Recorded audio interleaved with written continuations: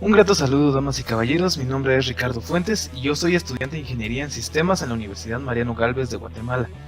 En esta ocasión me gustaría poder platicarles acerca de uno de los documentales que he encontrado en internet últimamente, titulado El triunfo de los nerds. Este es un documental del año de 1996, escrito y presentado por Mark Stephens y producido para la televisión británica por Oregon Public Broadcasting. El título hace referencia a la película de 1935, El triunfo de la voluntad, y el documental está basado en el libro de Kringley, Imperios accidentales.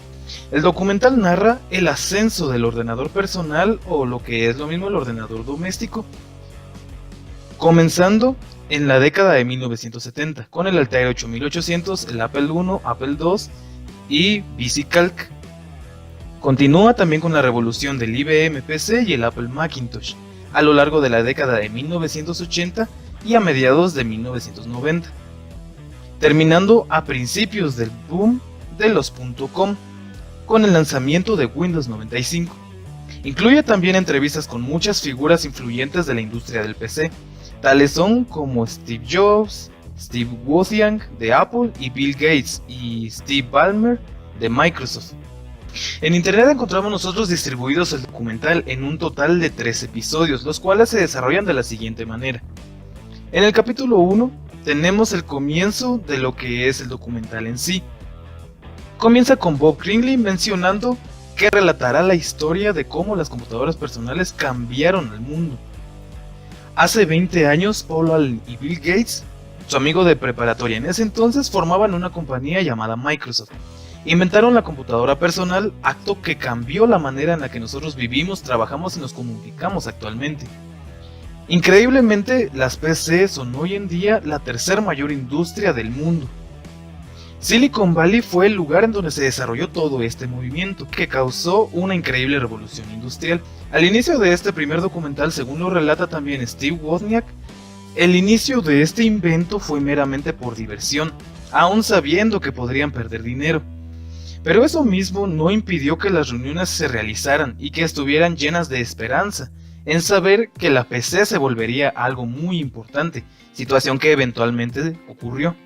Y es que la PC se ha convertido en una parte esencial en la vida de las personas, desde aquel entonces hasta la actualidad, aun si todo comenzó como un sueño entre amigos, para pasarla bien y crear cosas juntos. Desde aquí tomamos nosotros la pregunta, ¿qué hay en la lógica interna de una computadora que es tan atractiva, que ha sido y que es actualmente? Y es que tal lógica puede ser comprendida de manera directa, a diferencia de muchas otras cosas externas que resultan meramente subjetivos, tales como los sentimientos de otras personas o sus emociones meramente. Pues bien, ya entrando en materia directamente de lo que es contenido propio de lo que es este documental, se menciona entonces uno de los primeros modelos considerados en el desarrollo de todo este movimiento, que es la computadora mainframe. Esta computadora mainframe es una computadora tan grande como una persona adulta, que aún con su gran tamaño era atendida por ingenieros especializados en la disciplina. Hoy en día todas las computadoras funcionan igual, prácticamente todas procesan datos. Estos datos deben ser ordenados en un código binario especial formado solo por unos y ceros. Esa es la manera de darle instrucciones concretas a la máquina, diciéndole qué hacer con los datos y en qué orden. Estas instrucciones son llamadas programa. Antiguamente, las instrucciones se ingresaban moviendo interruptores o cargándolos a través de cintas perforadas y a esto se le llamó eventualmente como lenguaje máquina. Programar instrucciones en lenguaje máquina resultaba una auténtica pesadilla para los programadores, y así fue hasta que Grace Hopper inventó un lenguaje de computadora con las palabras en inglés que la misma computadora podía traducir a código binario. Esto hizo que darle instrucciones a la computadora fuese mucho más sencillo que mover interruptores. Este primer lenguaje fue conocido como COBOL.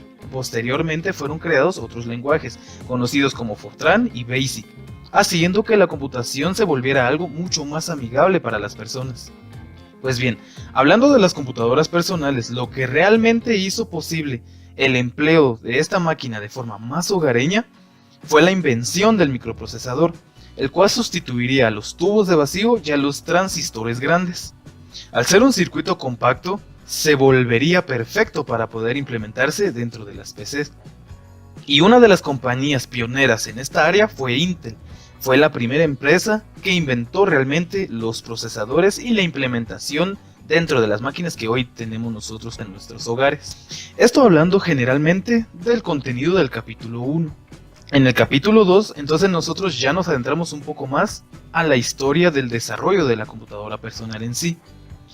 La computadora no fue concebida como un negocio, sino como un invento originalmente, pero tiempo después eso fue cambiando. Los cambios de pasatiempo a industria están relacionados directamente con IBM, una empresa completamente conocida en nuestros tiempos y la más grande empresa de computadoras del mundo. IBM fabricaba computadoras mainframe para compañías grandes, pero aún no fabricaba computadoras personales, que eventualmente sucedió. Esta compañía se caracterizaba por ser conservadora, y así lo demostraba con algunas normas hacia sus trabajadores, pero esto no era impedimento para que la compañía fuera próspera. Por ejemplo, tenían comités que verificaban cada decisión a tomar, haciendo que inclusive fuese tomar una decisión por muy pequeña que sea. Para aquel entonces era Apple quien dominaba el negocio de la venta de computadoras personales, pues ya se había introducido con su Apple I y Apple II. En especial el Apple II era pequeña, era barata y muy fácil de usar. Era prácticamente un negocio monopolizado por parte de Apple. Así fue que entonces en 1980 IBM decidió formar parte de este movimiento, incluirse dentro de lo que era el negocio de las computadoras personales. En un momento IBM se estaba quedando atrás en el negocio de las PCs, así que decidieron actuar prontamente para recuperar su lugar. Necesitaban crear algo propio, y todo esto en un lapso de un año, cuestión que para aquel entonces era prácticamente imposible. Pero la solución fue implementar un método, en donde no construirían una computadora desde cero, sino que, en lugar de eso, comprarían los componentes por separado y los ensamblarían. Esto era reconocido directamente por IBM como arquitectura abierta. La empresa nunca había hecho algo de este tipo, y decidieron construir algo sin nada de tecnología de IBM, ni software de IBM, ni servicios de IBM. Una vez tenía decidido IBM hacer una computadora en menos de un año, ya no debían diseñar, solamente debían ensamblar. Y claramente esto iba en contra de la filosofía esencial de la empresa.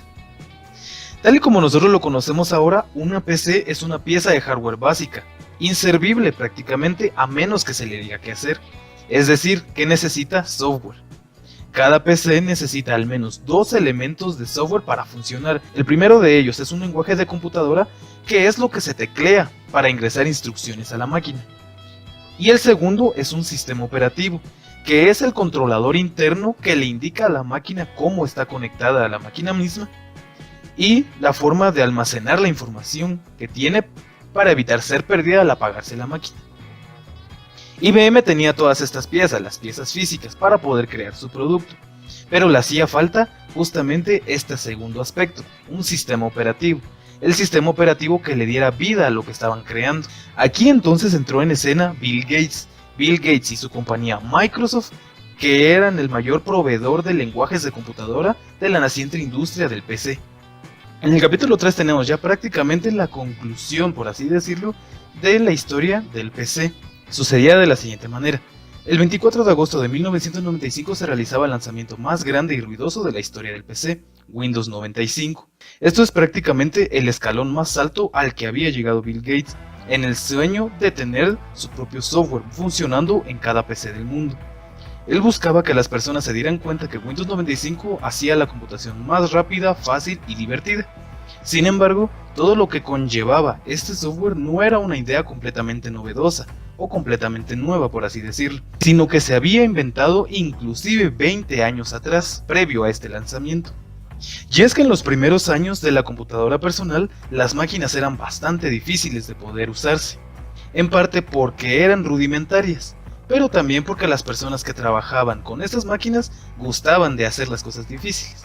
Muchas de las operaciones que se realizaban eran a través de líneas de código, escritas manualmente por el usuario, y esto prácticamente no era muy sencillo. Windows implementó la interfaz gráfica de usuario, es decir, que lo que se emplea ahora son imágenes en lugar de palabras, lo cual hace que la PC se convierta en algo sencillo de utilizar y muy intuitivo, Esta interfaz gráfica de usuario hace a las PCs mucho más amigables. Pero para lograr esto ocurrieron varios eventos previos.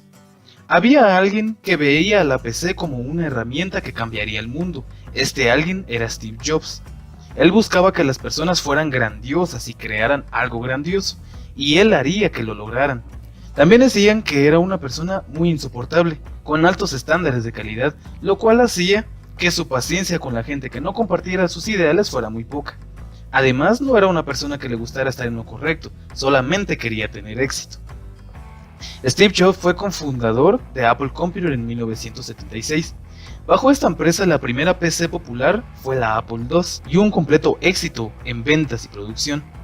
De varias opciones que a él se le presentaron para poder desarrollar o implementar en lo que él gustara dentro de su empresa, fue la interfaz gráfica la que más le llamó la atención. Él creyó con certeza que era lo mejor que había visto en su vida, y en cuestión de minutos fue claro para él que en algún momento todas las computadoras funcionarían con esta interfaz. Y esto fue totalmente crucial para Jobs y la dirección en la que tenía que irse Apple. Desde este punto, los ingenieros de Apple comenzaron nuevos proyectos. Dentro de estos, el más importante fue denominado Lisa, destinada a ser una nueva computadora personal.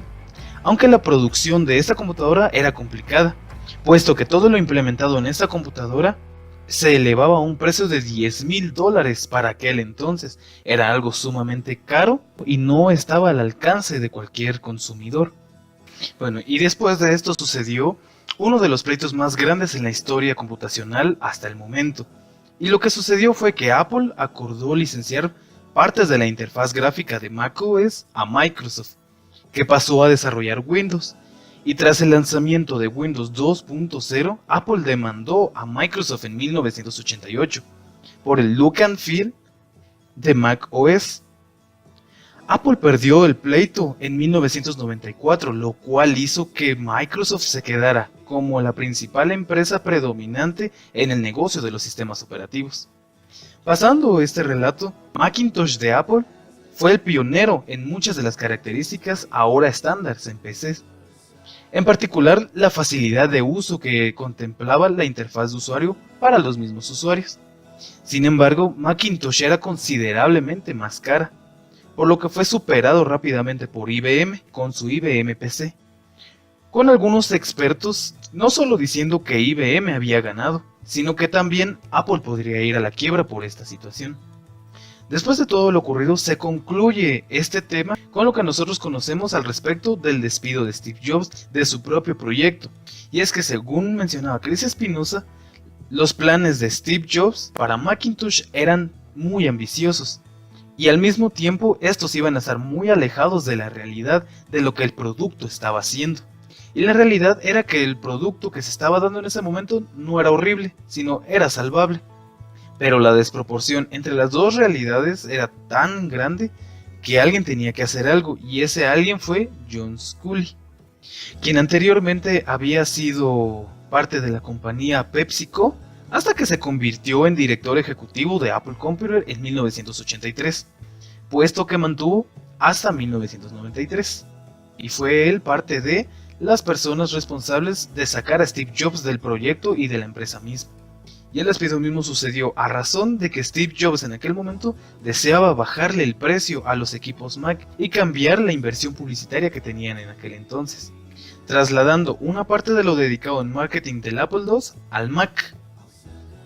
Sculley se negó a hacer tal cosa, ya que consideraba que las bajas ventas del Mac no se debían al precio, y pensaba que una bajada del mismo supondría pérdidas económicas para la empresa.